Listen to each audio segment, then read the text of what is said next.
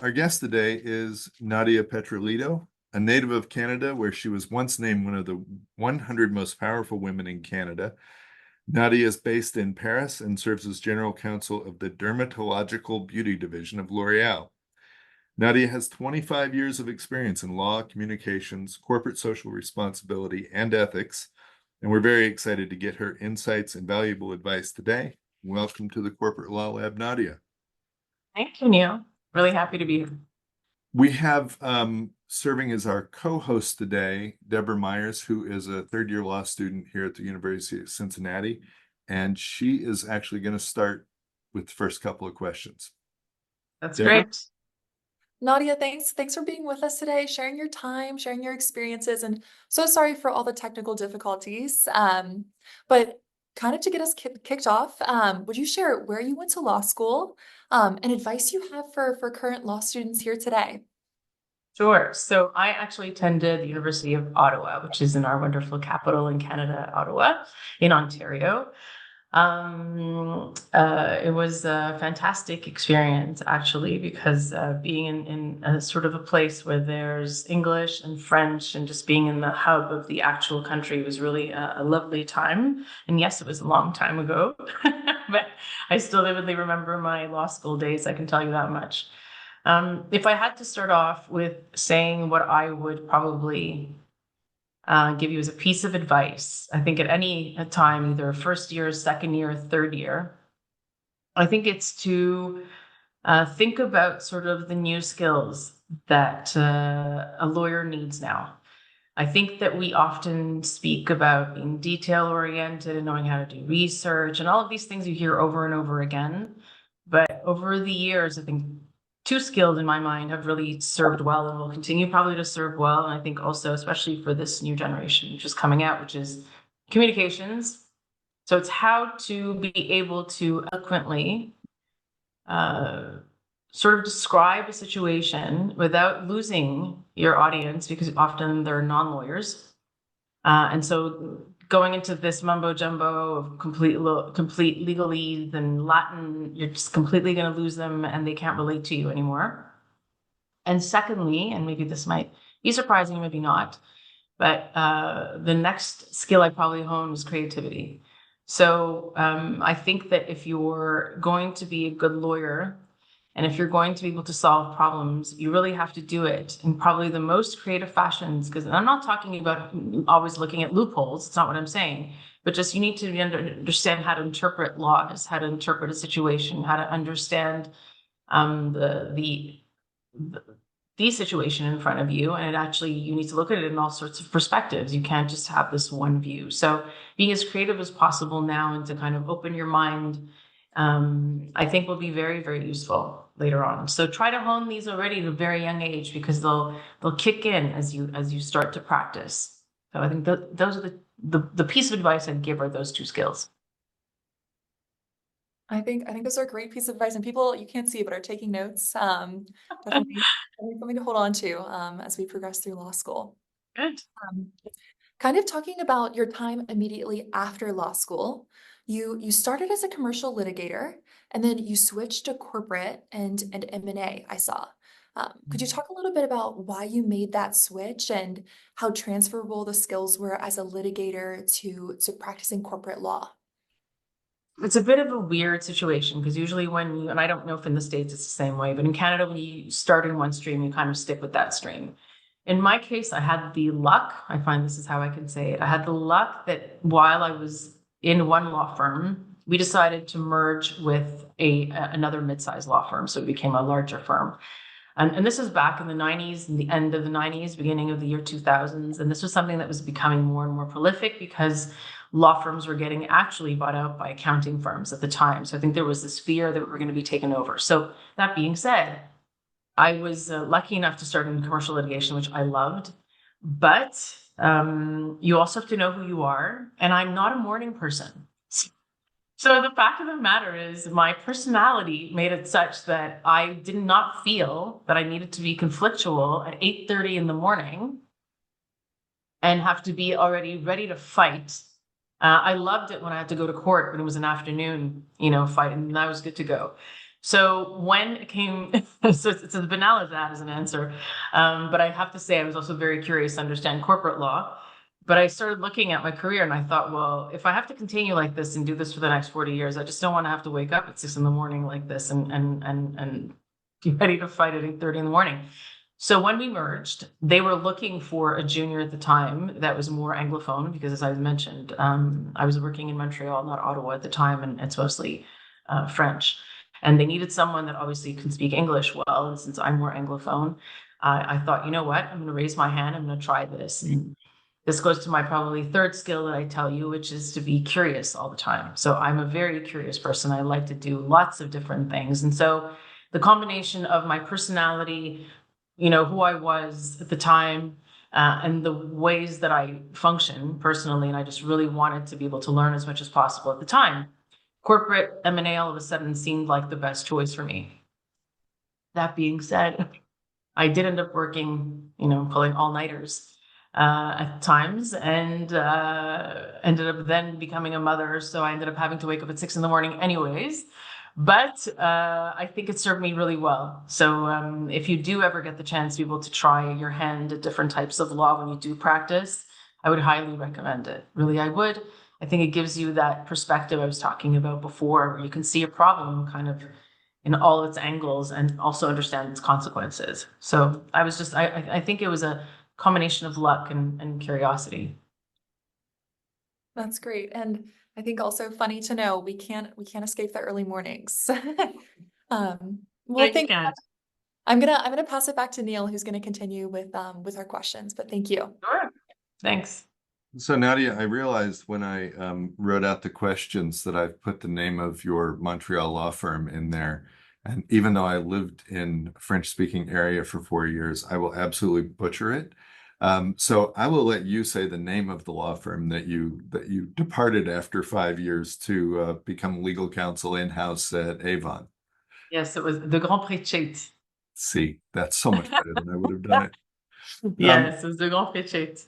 So how did you make the decision to leave private practice? Did the opportunity come to you, or did you actively pursue going in-house? Get bored very easily. So I was the one that provoked actually leaving my law firm after about 5.5 years. I found myself, and I had done litigation, I'd done corporate. I kind of started thinking to myself,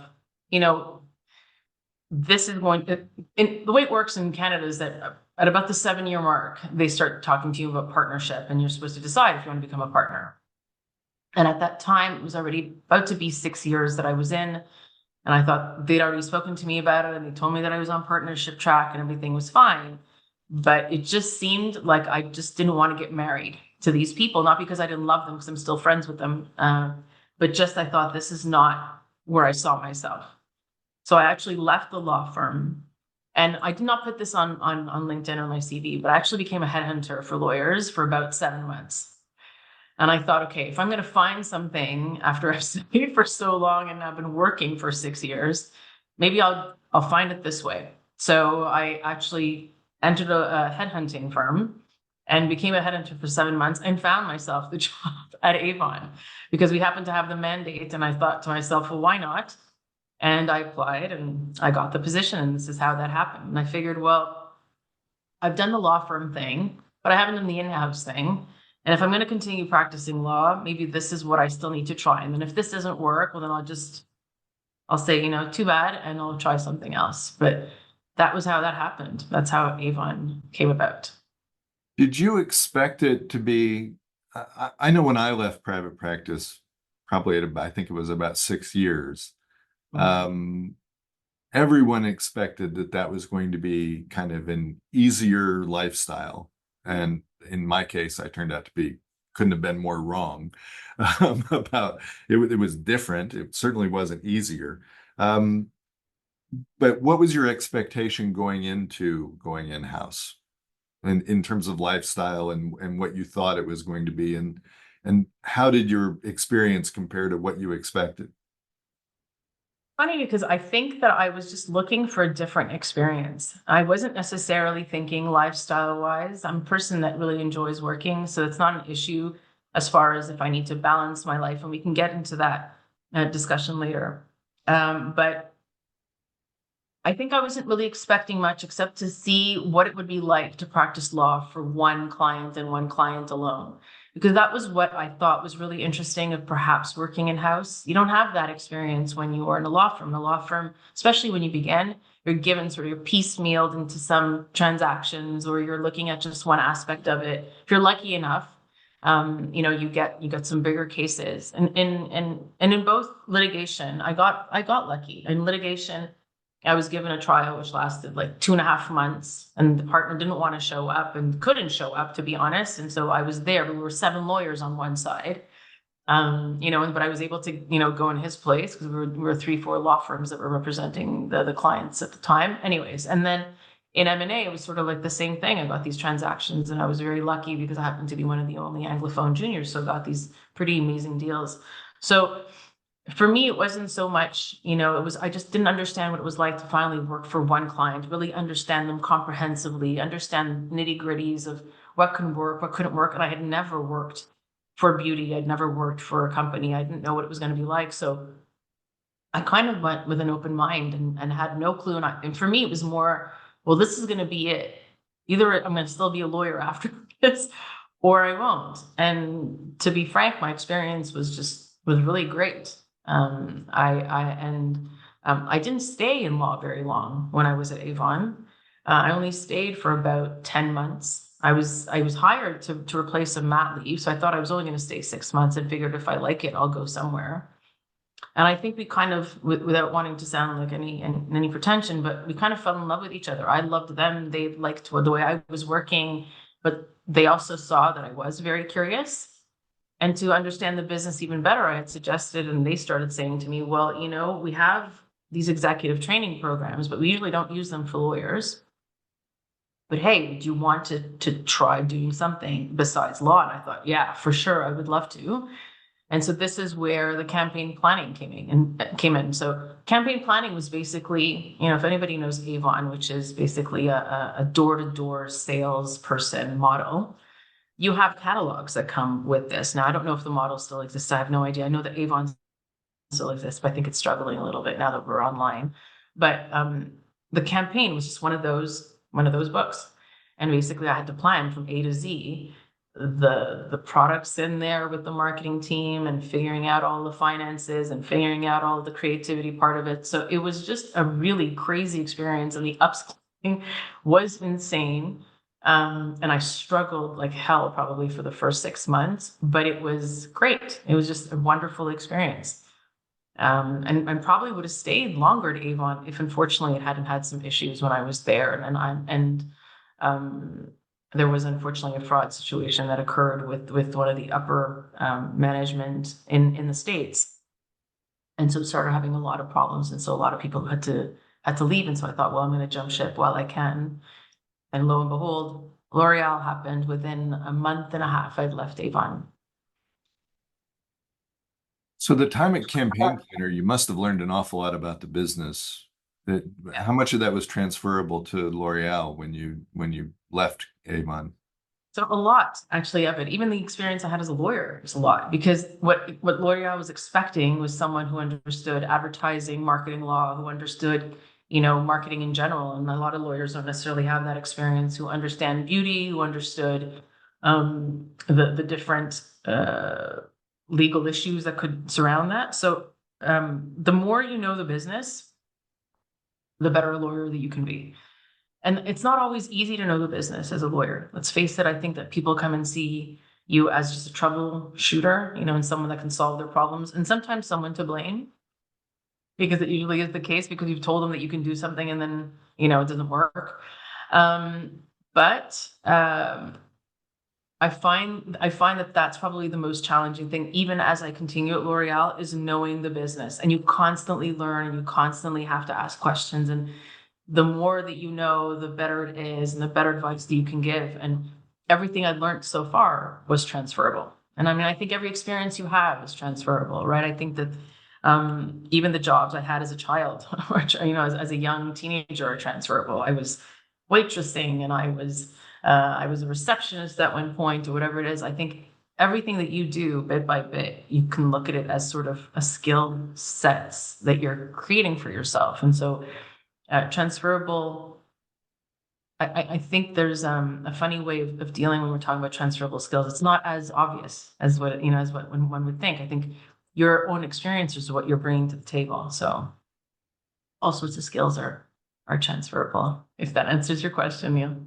No, I think it does, and I think it's an important point for people to take with them. I mean, I never hadn't really thought about it this way, but I probably learned more when I was, a 19-year-old trying to get a bunch of 15-year-olds to pick strawberries, Yeah, at a you're farm that I right. worked at. I mean, I probably learned more about managing people in that situation than I would have ever learned from, any other. Yep. So you joined L'Oréal in 2006, still in Montreal? Yep. Always in Montreal. Yep.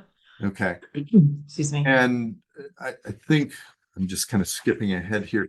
You had some roles, I think almost from the get-go, that were in addition to being a, pure lawyer, like ethics correspondent. Later on, you were chief communications officer. How did those hybrid roles work? How did you feel like you had two jobs, or were they complementary? So so the way that came about, so I can maybe answer that one first. So I did join in 2006, and the plan was that I would become general counsel of Canada by 2007. So the general counsel in place was going to be leaving. So that was already part of the recruitment. So I knew that that was coming down the pipeline. So that happened. We're a very small team. We were three. Like that's how small we were when I first joined. So I mean, and the company was at the point making about 700 million. So I mean, we were three people for all of Canada. It was tough. It was very tough.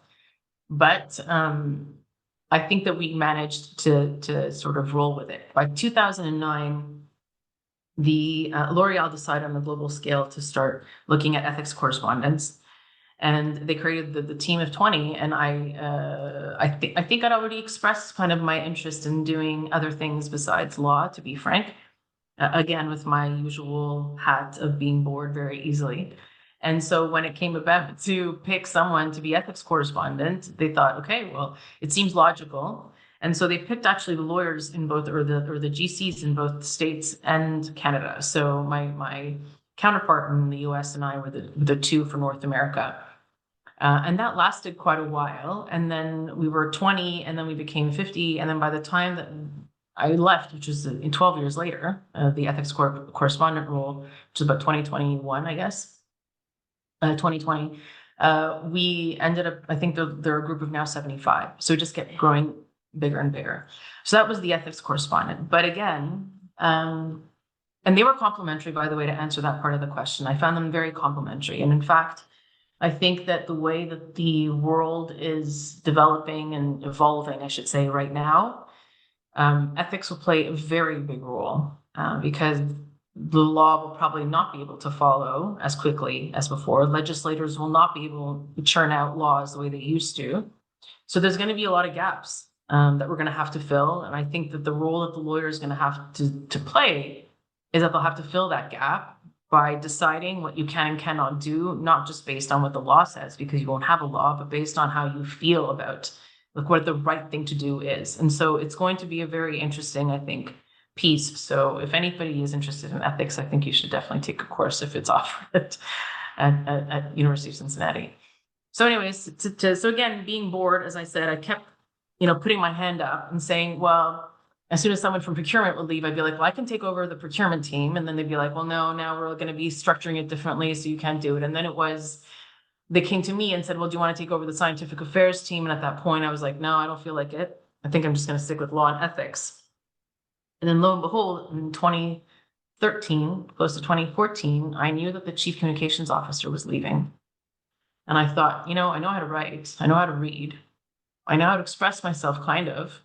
But, maybe this could be a really interesting thing. Maybe we should combine this. And I knew I was working a lot with communications. And so I lifted my hand and I said, listen, I'm not looking to necessarily be chief communications officer. You'll probably need someone, but let me help you in the interim. This is how it started. I went up to the CEO and I said, let me help you. I already work with them. let me see what I can do in order at least to just bridge that gap between the chief communications officer that's leaving and the new one that you want to hire. And so he goes, okay, well, that's, thank you very much. Appreciate it. And he went off. And then 2-3 months later, he comes back to me and he says, listen, I thought about it and I'm going to give it to you instead of just, it's not going to be an interim thing. I'm just going to give it to you. We're going to try this out for a year. We'll see how it happens. And one of the reasons why, he obviously thought I had potential to do it, but the other reason why he thought that it was interesting is that I was the only one who'd actually put my hand up to actually take that position. So the definite piece of advice that I can give you when you're going to be starting to work is do not hesitate at any time, even if you don't have the perfect skill set, to raise your hand if you see something that's interesting.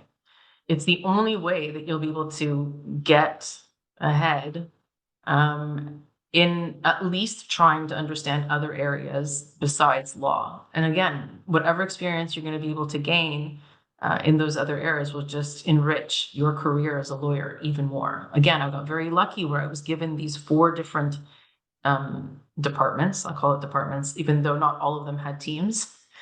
So we were very lean, and there were other mandates which I was given at this, so yes, I felt like I had 4 jobs to answer your question, Neil, but I loved every single minute of it because it never I was never bored.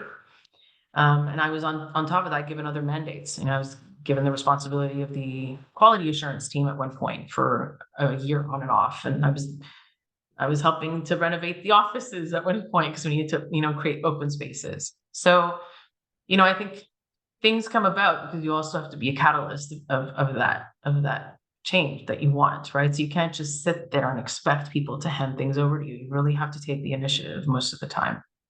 So long-winded answers, but I hope that I'm also answering, I think, other questions that you have. But no, it's going back to the ethics correspondent. I've had some experience as an ethics officer as well, and for me, the hardest part was being both evangelist and executioner. I'm out saying, hey, let's all do good things and please come talk to me when you have a problem. But people also knew that when there was a problem, I was often the person investigating it. So it's like, please talk to me. I'm friendly.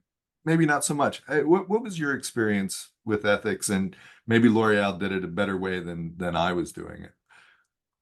There's any better way to do it necessarily. So at the beginning, it was just sort of innocently, I think, well, voluntarily, not innocently, but voluntarily. It was, again, the atmosphere. In 2009, there were some situations around the world that were happening, and we thought, okay, let's be proactive instead of just reactive in case something occurs. So they set up this team, and the idea was just to educate at the beginning and to shape people and to understand ethics. And we had our ethical principles, which were respect, integrity, which they still are, by the way. But so it was transparency, respect, integrity, and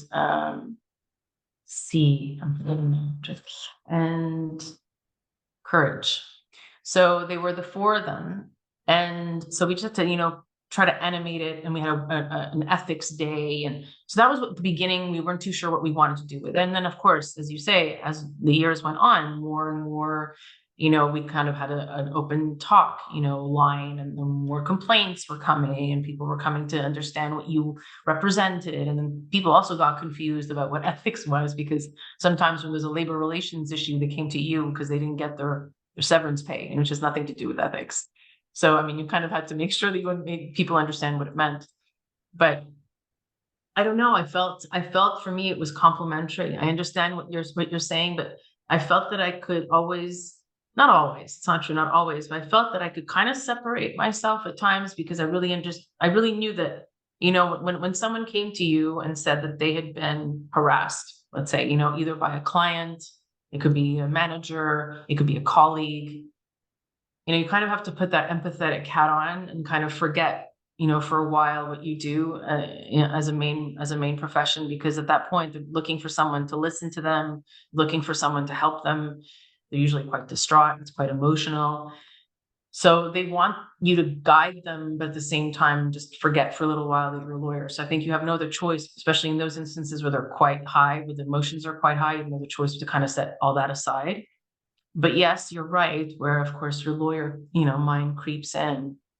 But what we did do is separate where I would not investigate, any of those situations. I did at the beginning, and then we realized, exactly to your point, how confusing this could be. So whenever there were real investigations, we'd give them out to third parties. So we'd have like other lawyers that were, obviously pros and experts on this type of investigation. So it helped a lot for me to be able to distance myself.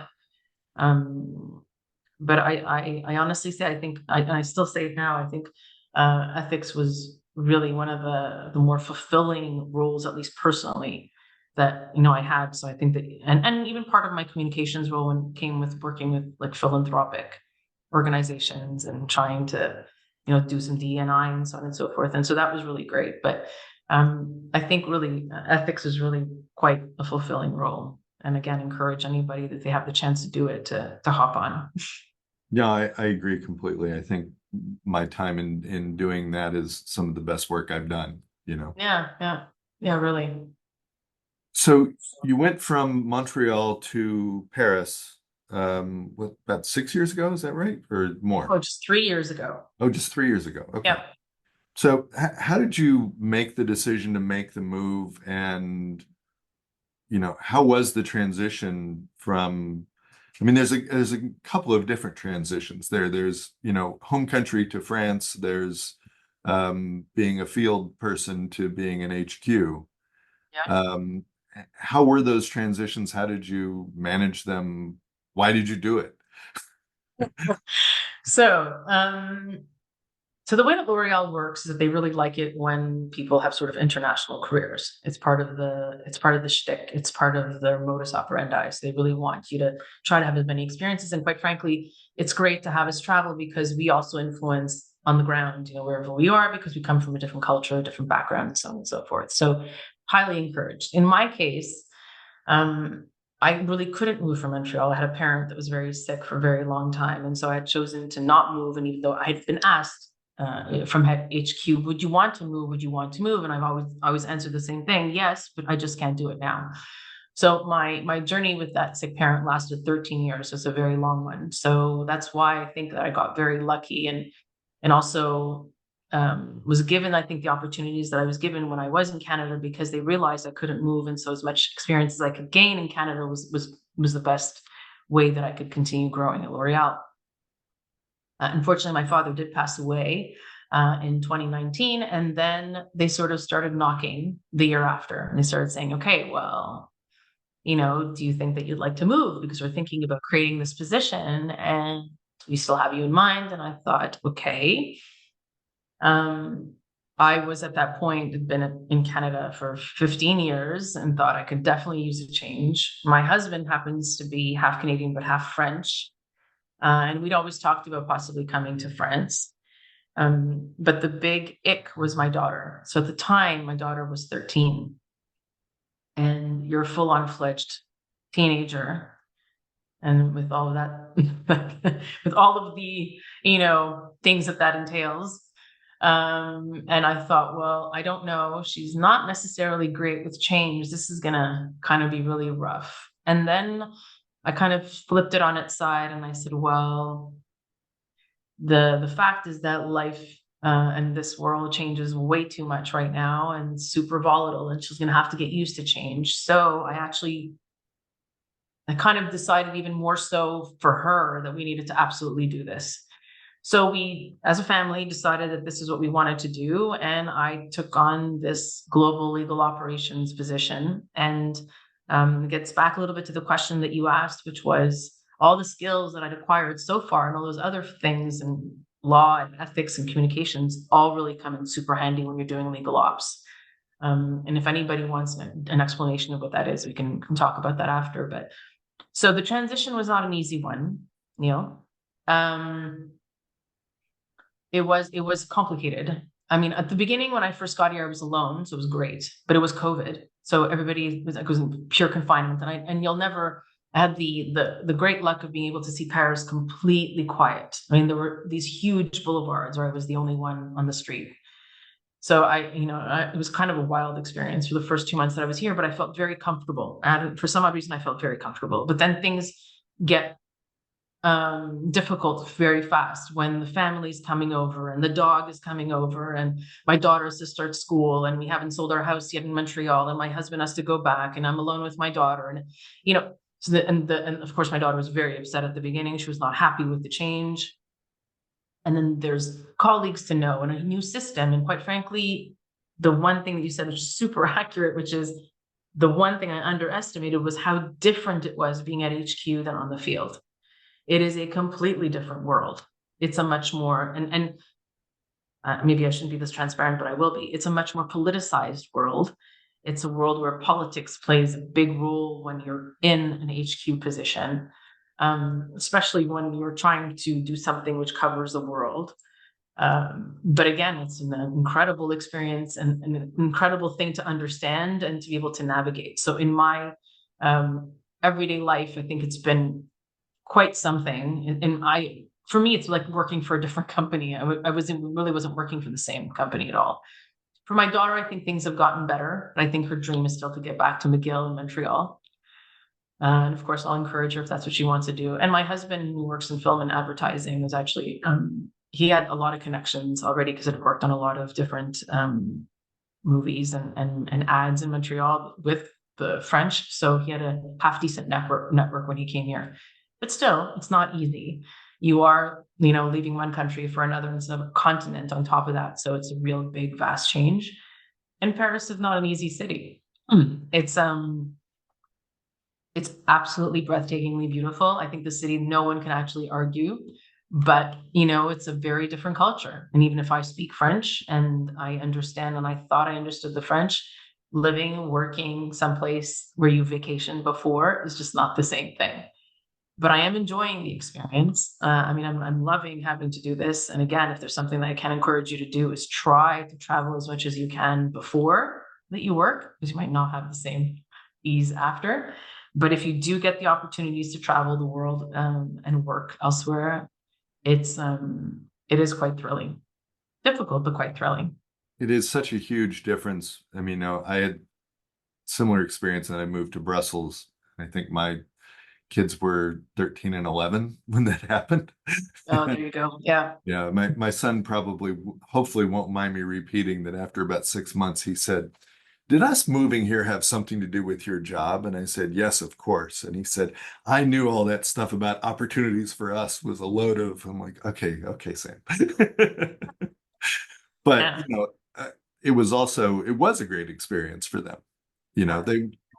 They weren't jumping up and down saying, may we, but I think looking back on it, but both of my kids wouldn't trade their experiences in Brussels and later London for anything.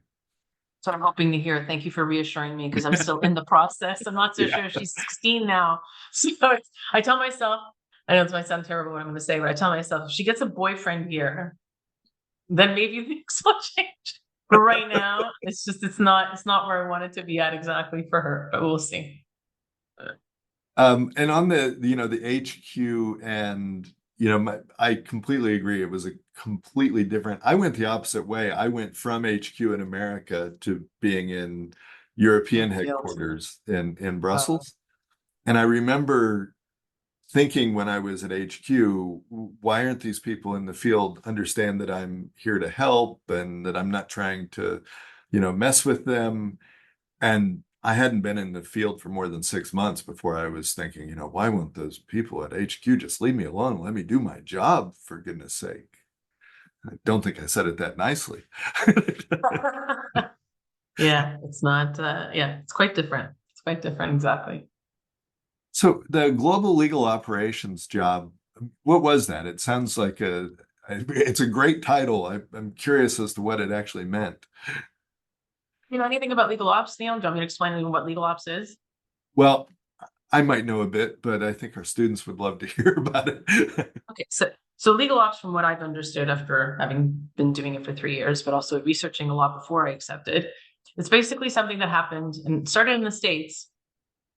And it started off with just this demand of how can we mutualize, make more efficient the mandates that we give out to external counsel? Can anybody please just give me a consolidated view on how we're working with externals, why we're working with these externals, how much it's costing us. And I'm sure CFOs are the ones that initiated this. And so slowly but surely, in the States, people started to analyze this a little bit more and then started becoming successful at it.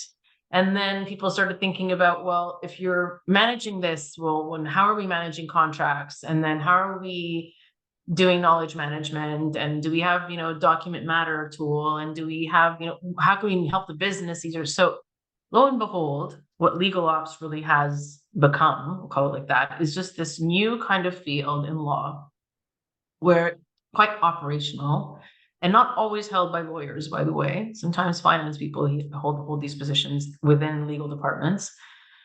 You're basically responsible, in my case, it was on a global scale, but you're basically responsible for looking at the department in and of itself and understanding where you can get efficiencies, what tools need to be put into place, how you're better servicing the clients internally, what communication tools are you using, what the skills of the future are, which is why I mentioned this part about communications and creativity and curiosity.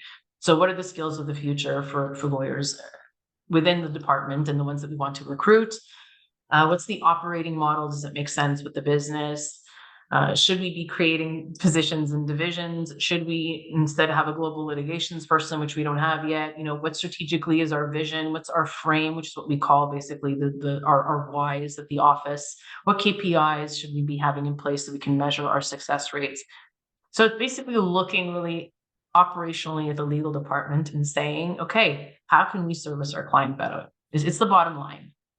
But of course, doing it, being cost efficient and so on and so forth, and trying to digitalize the department as much as possible.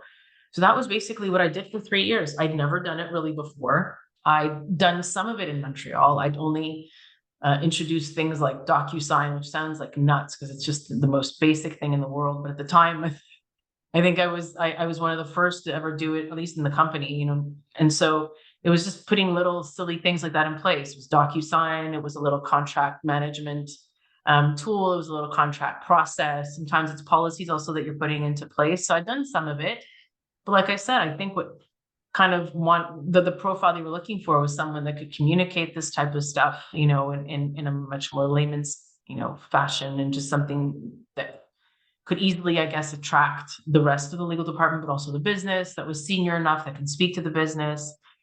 But the issues also with legal ops, or the real issues of legal ops anyways, are always resources. So they're trying to ask you to see where you can get cost savings. The issues are that it's very difficult to get money to do any of the research that you need, or even to put the tools in place. So you really need to, if you ever think about doing legal ops, the very first question you need to ask is, what resources will I have? And since this was a new position, they had no idea, and I had no idea. And so within the year, we realized how much resources I really did need. And I got a team of 2-3 people, which was great. But the struggles always were with budget. And so you end up being one of many that's vying for money to put tools in place. And lo and behold, legal is not always the one to have the most amount of money. So that's basically what Global Legal Ops was all about. And so what legal ops still continues to be. And so there's a lot of, I assume, process development. I mean, I remember at one point I was running supplier contracts, and everyone wanted to know, why is it so slow? And everyone still wants to know why it's so slow. I'm sure, I've been gone for 15 years and they're probably still going on about it. But what we discovered in working with the business was that the earlier they involved us in something, the faster it went. And it was just, something simple like that, but very, very hard to put in practice. You really had to stay on it all the time. Because otherwise people would fall back into their old habits. And the DocuSign thing is interesting because, while it seems obvious and ubiquitous to us now, I remember getting a call from, opposing counsel not opposing counsel, but, issuer lenders counsel when we were doing a deal and saying, the CFO didn't sign in blue pen. It's not a valid signature. And it's like, oh my God, please no. Yeah, I know. It's like, I know it's one of these silly things, but you know, it's interesting what you're saying. I don't know if every single, and we've analyzed this a lot. I'm not, at this point, I'm not even so sure that sometimes you have to get involved early on. That's the funny thing. And I started calling this, and because, we talk about privacy by design all the time, ever since data privacy laws come into place. But I started saying more and more legal by design, which I think I hear a lot more. Like, I'm not the only one that ever talked about this. I'm not definitely the one that coined it, probably, but definitely not coined it, but I definitely talked about it a lot at the office because I felt that in every single situation, it depended on us. Sorry, someone's calling me. I apologize. It depended on really the situation, meaning, do you feel that for whatever problem that you're having or whatever matter that you're dealing with, you think legal needs to be sort of brought in at what point? Is it really at the beginning? Is it really maybe after you've had your initial discussions? Or is it maybe at the end because you really didn't need to talk to us beforehand? So it's actually interesting. Sometimes it's good to involve us early, and then another time I think we just end up looking like obstacles because we already can see things coming up, and into our minds, but they haven't even figured out what they really want to launch, let's say, as a product.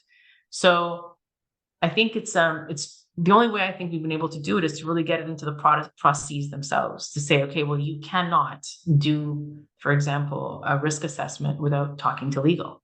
And so you kind of have these checkpoints that you put into place, but you kind of leave it up to them at one point. I think it just organically happens that the more you go to the business, the more they get to know you, the more that they see that you're trying to help them, the more they start to involve you. It's when you start only becoming an obstacle that they try to stay away. Yeah, I think it's educating them that you actually know something about the business, and you have to actually show that you do.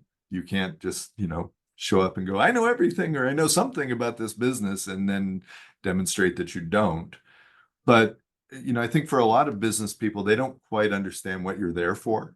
And you really have to show them, by doing, this is what I'm here to do.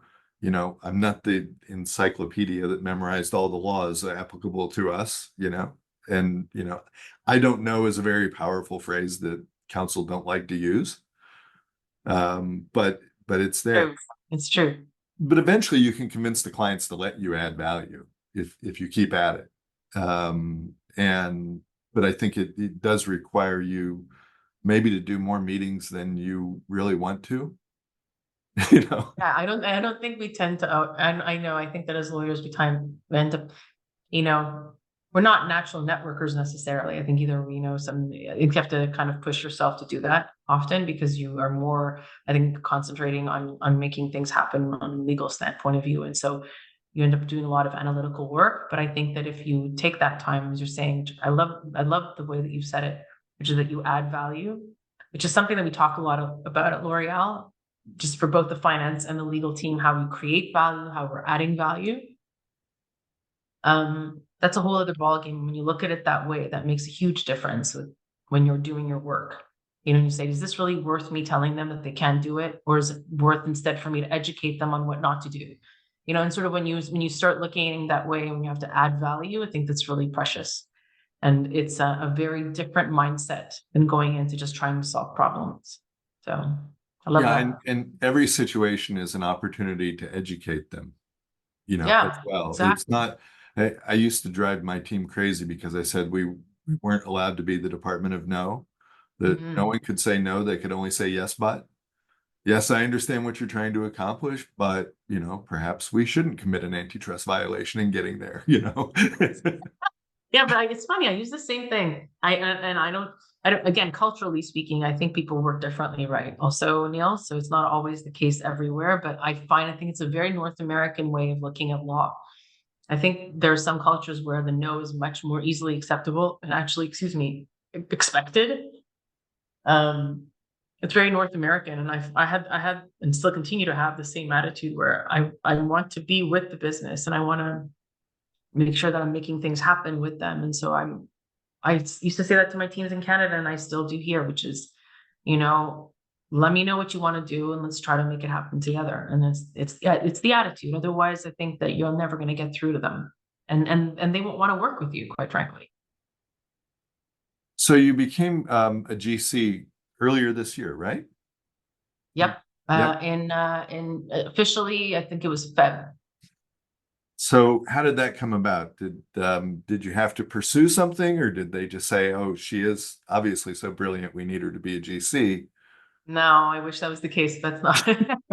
It's no, it was no. So in my legal ops function, I was helping again, like I was telling you before, looking at this operating model, with the GC, and we thought, you know what? Yep, we really do need to have someone in the divisions. It's not enough to just have these corporate functions. At least at HQ, we really need to have people, and we have 4 different divisions, and we need one in each division. But we didn't necessarily knew what that meant.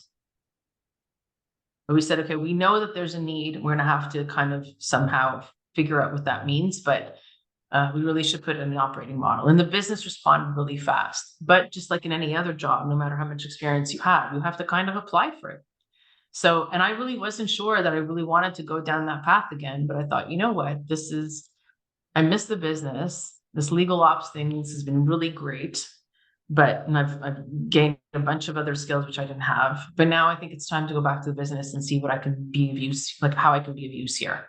And very differently than obviously I was doing in Canada, because it's at a different scale. It's more right. It is quite local. Do not get me wrong. Even though it is supposed to be a global position, it will probably eventually become more and more. I do have to do a lot of coordinating with the different countries, which is a whole other aspect also of my job. But a lot of it right now is trying to upskill and to educate and to start slowly but surely working with the teams to make the global teams understand also the impacts that they're having in the countries and vice versa. So the way that we've kind of talked about it is you're bringing sort of a culture of legal into the business, but you're also bringing a culture of the business into legal, because even though we try to understand the business really well, we're still very siloed, especially at HQ, because they're experts usually in the field. So the way that it works is there's no real generalists here.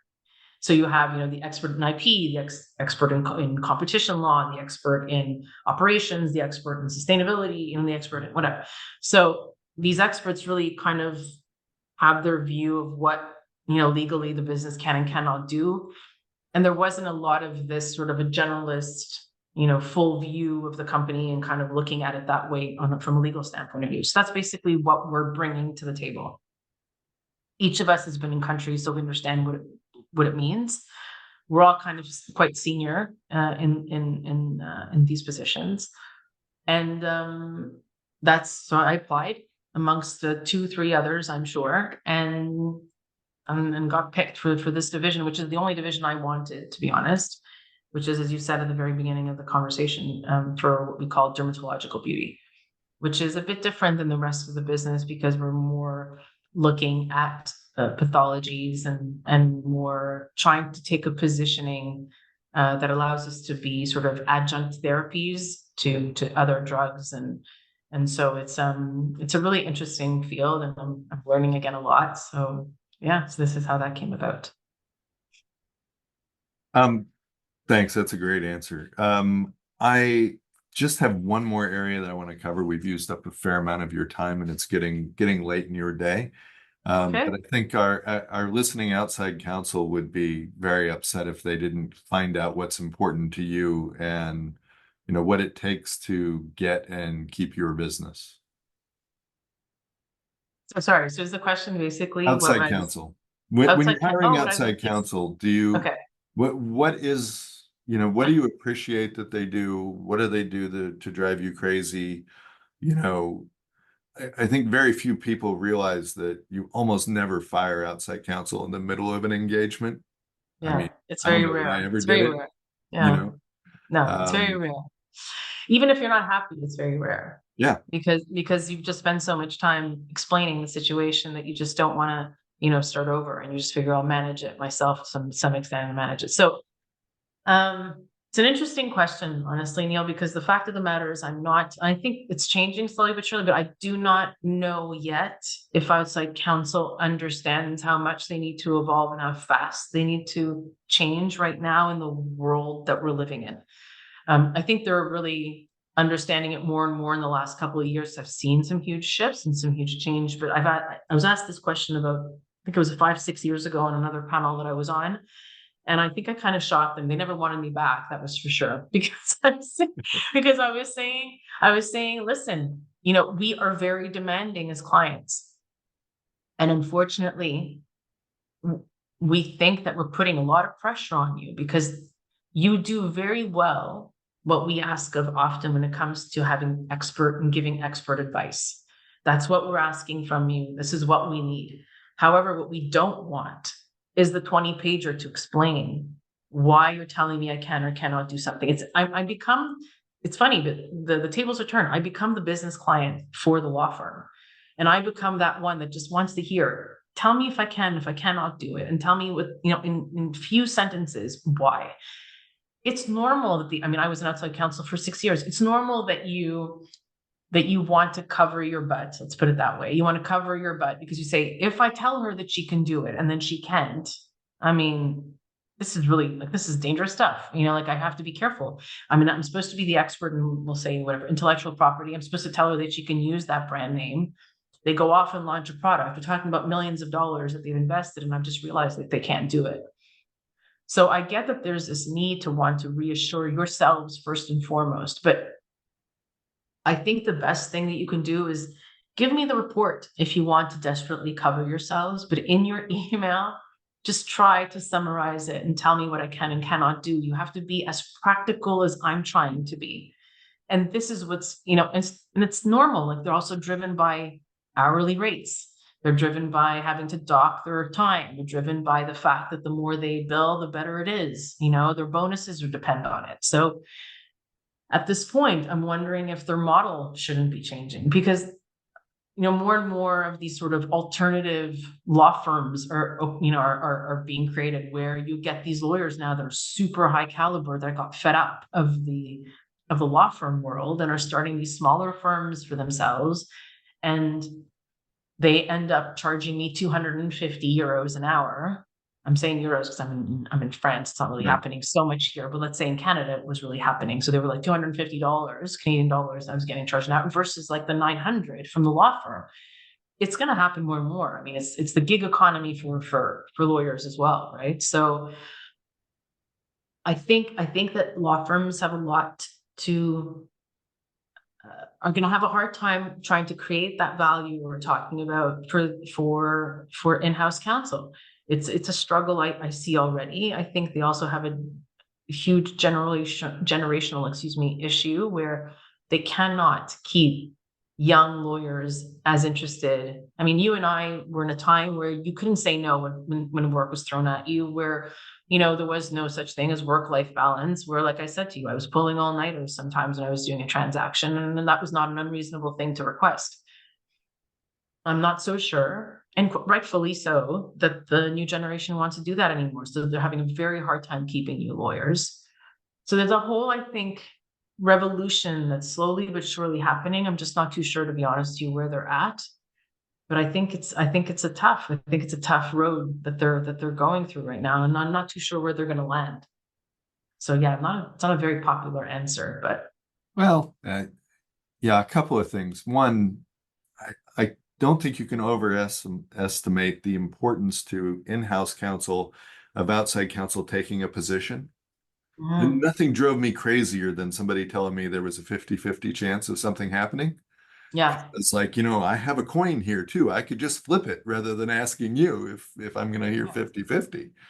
And then on the billing issue, have you experimented much with alternative fee arrangements, and what's been your experience with that, if you have?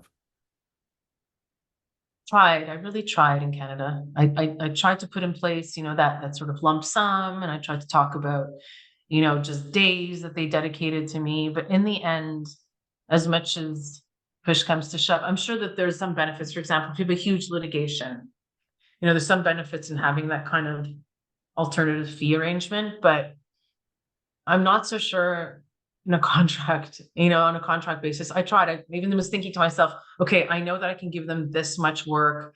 And so I'll, this many contracts. So I'll tell them that it's going to be like a fixed fee of like whatever, $4,000 per contract. It doesn't end up working. At least it didn't end up working for me for whatever reason. I commend for those that it works. I just ended up going back to that hourly rate and just trying to negotiate that hourly rate, and just seemed to make more sense, and I could control it better, to be honest. Is Yeah. that what your experience was, Neil? Yeah, exactly. Exactly the same. And more often than not, it was the firms that were proposing the give me all of this and this is what we'll do it for. And, I don't know what was going on their side, but I know I heard about it because they were still keeping score the old way, So To if compare to see if it made yeah. sense. So if I did a deal with them that said it's 4,000 per contract, 10, 15, 20 contracts later, I would hear back from them that it wasn't working for them. And if I didn't hear back from them, I knew it was working out great for them. That's a little too much. Yeah, and you're being taken advantage of. Yeah, I know. It just, yeah. But I don't know how they can stop keeping score the old way, because it's just that is so ingrained in yeah. their life. And can we just be a little bit more transparent for 2 seconds? I honestly think that alternative fee arrangements was a way that they felt that they were just being modern. I don't think that it was anything else, but just trying to keep with the times and just trying to say, okay, we're also trying to modernize ourselves. And so we're just going to give you what we call alternative fee arrangements. And it sounded really great and grand. And, we all got into it and we all looked into it. And I remember reading articles on it. But in the end, it's not only ingrained, it's actually a system that works. So, to some extent, you can figure it out. It's a good KPI even for yourself, so it works, you negotiate it, you figure it out, it's done, and then you just have to manage them. The thing that's the hardest to do is not to have them go off on a tangent and come back to you and say, I just spent 20 hours on this. And you're thinking, I only had $2,000 for you, and so how am I going to now? You're going to have to write off like 18 of those hours. So, and that was also always my struggle, is how to give a clear mandate, how to make sure I was getting what I wanted out of it. I tried several times, written mandates, meetings. I think that's the real struggle. I don't even think it's alternative fee arrangements. I don't think it's just making sure that you've understood clearly. And this is what happens, that you also end up always using the same law firms because they know the business. And in and of itself, that's not necessarily ethically great. But you end up having these partnerships with these law firms that you keep feeding, because they know the story. You've already explained it several times. They know you inside out. You don't have to re-explain everything. So even RFPs, I even tried RFPs, Neil. I did it for big files or litigations. It kind of worked to weed out at least the ones that I knew were not going in the right direction. But I mean, I really did try. Let's put it that way. But in the end, I think you just are smart enough just to say, okay, I just need to manage these guys. And that's the time you really need to spend. Yeah. And I think that is the important piece out of it, is that you can't come up with, and maybe somebody can, but I never came up with some way through technology or rules or billing software or whatever that kept people from wasting time, and either us having to have that conversation about you're going to have to write off some of this time because it's wasn't well spent or whatever. I didn't get value out of it. um, you know, or you end up spending more than you wanted to and then moving on, either within that same firm or to an entirely different firm. Yeah. You end up voting with your feet. Yeah, no. Completely agree. I completely agree. Okay. I just have the standard litigators question. What did I not cover that I should have covered? Pretty much all covered a lot. I think we covered a lot. I don't know if anybody that's still there, just very patiently listening to all of this, has any other questions, because I think we'll probably get something more interesting out of them than anything that hasn't been covered from your great questions so far. Well, I can So see I'd rather Josie hear and from them. John, and I think there's a few others there as well. Do you guys have any questions? Go ahead if you have them. Yeah, shoot. At this point, first, I'm going to say thank you for this conversation. I thought your insights on the evolution of the field are really Interesting. I'm a 1L, so I haven't really heard much before. My question's probably a bit more baseline than the conversation, but I was just wondering what you found the most difference to be between going from that private practice with all those clients to that just in-house counsel, especially as someone who you said was easily bored. Like how, I guess, did you stay excited with just that one client? I think it's a great question. I think it boils down to, like I was, I think, saying before, is trying to really understand in depth that one client and really being able to help them in all sorts of areas, and not just, for example, be the corporate M&A lawyer or the litigator and understanding just a piece of the business. And so it just the business is, to be honest, if you're a person that likes different things and things that move all the time, I think the in-house world is probably more suited for you because it's constantly moving and constantly evolving. The one thing though, which I did not say, which I think is important that I say, is that you have to be very comfortable to be uncomfortable. So I constantly feel like a bit of an idiot, because every time the business somehow pops up with a problem I've never seen before. And so now I have to figure out that field of law and I have to figure out something. So you have to be able to understand that you're not going to be that expert and that other people don't like that. And they need to feel that they're really honing in on one subject. And so I really respect experts and I really respect what they do. And I would have no patience to be an expert like that. I'm more of the generalist, jack of all trades, like the instinct, like when things move. But, I've suffered imposter complex 1,000 times a day because I don't know what they're talking about, sometimes. So you have to really be comfortable with the uncomfortable. But it's an interesting transition. And I find it, and still do, a very exciting place to be because this is just the way that I like to practice law. So I hope I answered your question. Yeah, that was a great answer. Thank you. Oh yeah. I used to actually introduce myself as I'm general counsel, which means I know very little about a lot of different things. Exactly. It's a great way of putting it, Neil. Yeah, exactly. John, you had a question? Oh yeah. So my question is, when you become an in-house counsel, what factors do you consider a company? How do you decide if the company is a good suit for you? Oh, that's a fantastic question. How could I decide? I mean, I think you also have to, okay, so first and foremost, you got to see your interests. Not that I was necessarily interested in beauty, by the way, because you can possibly tell that I don't wear very much makeup, but I kind of knew that I needed something creative. I can't be a pulp and paper company. I can't necessarily do an engineering firm. Not that that's not fascinating, and I'm sure I would have learned a lot. It just probably wouldn't have excited as much, like as as the mass matter, like just as the actual subject matter, I should say. The beauty world also, what came for me, which was the most interesting, was the advertising marketing piece. It's just always moves and there's always something super exciting coming down the pipeline. And literally since the 18 years I've been at L'Oréal, we went from print ads, radio, TV, to now mobile, online, metaverse. I mean, it's nuts. So, it's like such an upskilling journey, to be honest, because I mean, what I did in 2006 is not at all what I'm doing now in 2024. So I think you have to look at what you're interested in. Like if it was my husband who would have been the lawyer, he would have wanted to be in cars and film and, that kind of stuff because he loves that stuff. I probably would have liked cars, but so I don't know. I think that you have to be interested at least in the subject matter, but then it's also the position, so, what are they offering you as far as responsibility? What exposure will you have? Who are you reporting to? What perks are you going to get?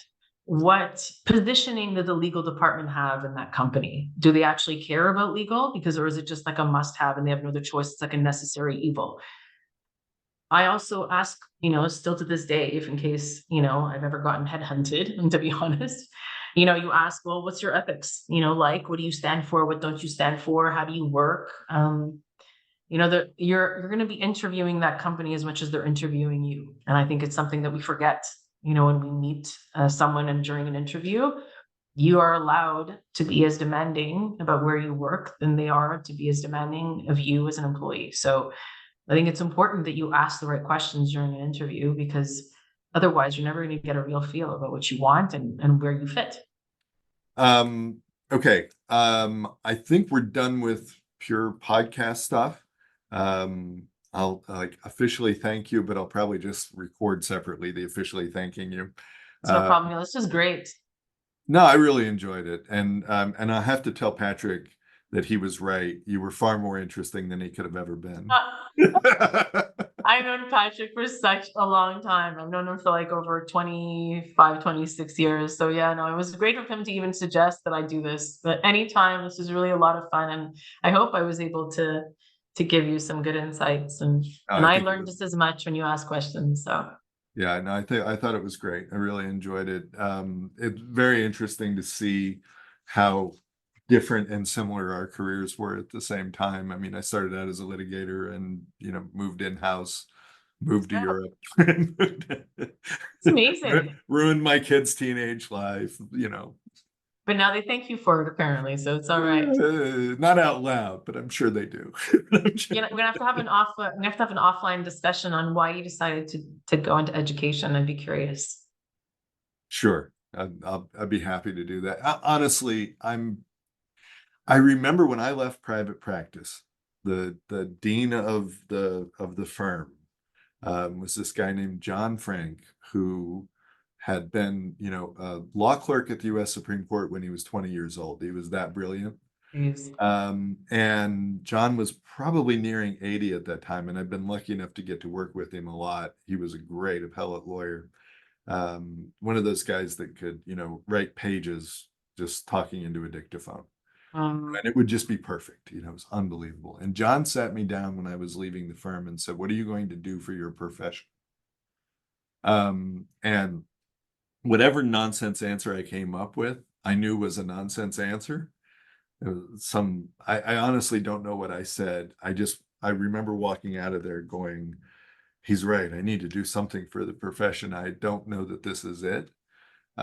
So, 30 years later, or however long it is, almost 30 years later, I think I have an answer for John, is that I'm trying to take what I've learned over the last 30 some years and try to create bridges actually between what and what people like John and Josie are dealing with, because that really wasn't there for us. I mean, we just kind of had to figure it out. There was no such thing as a podcast, so there wasn't anywhere that I could go and and listen to two lawyers have a conversation that would have some relevance to my future life. So that was for me the big attraction. And and I've been gone from Cincinnati for 33 years. So part of it was kind of fascination of, can you go home again? Wow, that's amazing. After 33 years, it's an amazing thing to do. That's great. Yeah. I like that question. What can you do for the profession? I love it. It's a great question. All right. All right. Take care.